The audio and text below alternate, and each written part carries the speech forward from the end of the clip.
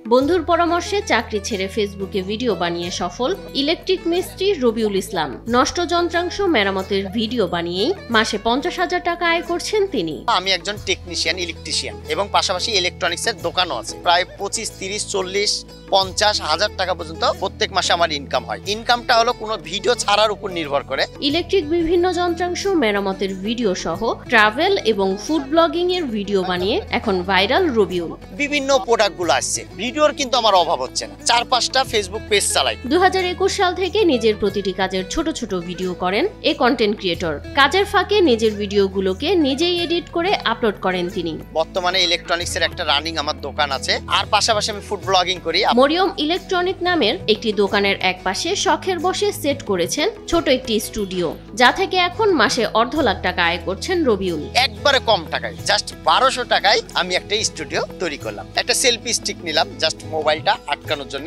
একটা wireless microphone নিলাম, তার পাশাপাশি আমরা আরেকটা স্ট্যান্ড নিলাম যে ফ্রন্টে ভিডিও করার জন্য। এই ছোটখাটো জিনিস দিয়ে খুব সহজে 1200 টাকা থেকে 1250 টাকায় স্টুডিও কিন্তু আমি তৈরি করে নিয়েছি। এই 1200 টাকার যে স্টুডিও থেকে 5 লক্ষ ফলোয়ার গেইন করেছি আমি ফেসবুকে। কখনো নষ্ট রাইস কুকার, আবার কখনো মোবাইল ফোন সহ বিভিন্ন ইলেকট্রিক ডিভাইস ঠিক করেন এই ইলেকট্রিক মিস্ত্রি। সার্ভিসের সাথে সাথে মোবাইল দিয়ে ছোট ছোট ভিডিও বানান তিনি। কখনো দূর থেকে, আবার কখনো কাছ থেকে দেখান যন্ত্রাংশ মেরামতের খুঁটিনাটি।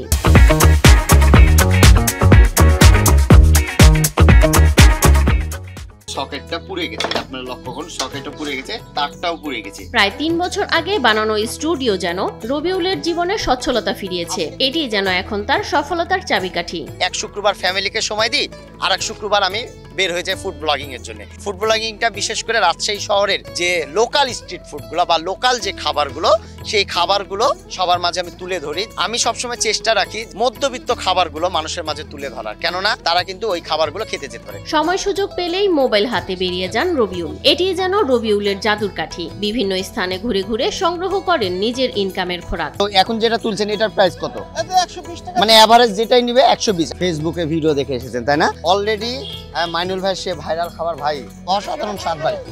ভাই কেমন লাগছে?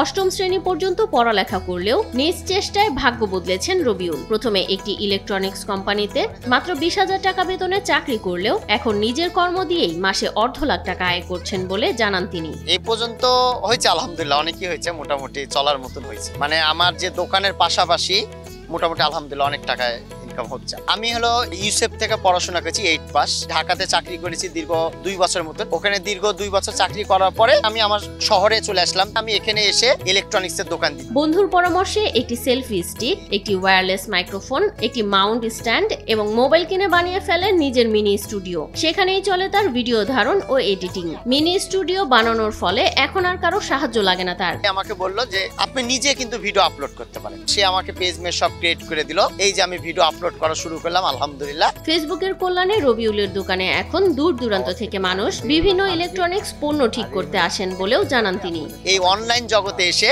আমার কিন্তু একটা ব্যাপক একটা কাস্টমার হয়ে গেছে। বিভিন্ন জায়গা থেকে লোকজন আমার ভিডিও কন্টেন্ট দেখে আমার দোকানে সার্ভিসিং এর জন্য আসে। অনেকজন অনেক দূর দূরান্ত থেকে আসে এবং আমার কাছ থেকে জিনিস সার্ভিসিং করে নিয়ে যায়। একদিকে ফেসবুকে আয়, অন্যদিকে দোকানের আয়, দুই মিলে এখন বেশ ভালোই ভাবে জীবন পার করছেন রবিউল। সংসারে সচ্ছলতা ফেরায় বেশ খুশি তিনি। আমার দোকানে একটা ছেলে আছে, তাকে মাসে 12 থেকে 13,000 টাকা বেতন দেওয়া লাগে। আলহামদুলিল্লাহ সব মিলে মোটামুটি মাসে আমার 25-30,000 টাকা, কোনো মাসে 40,000 টাকাও থাকে আলহামদুলিল্লাহ। এখন mobile servicing, oven, TV, LED TV, আমার দোকানে ইলেকট্রনিক্স এর এমন কোনো জিনিস নাই যে সার্ভিসিং হয় না।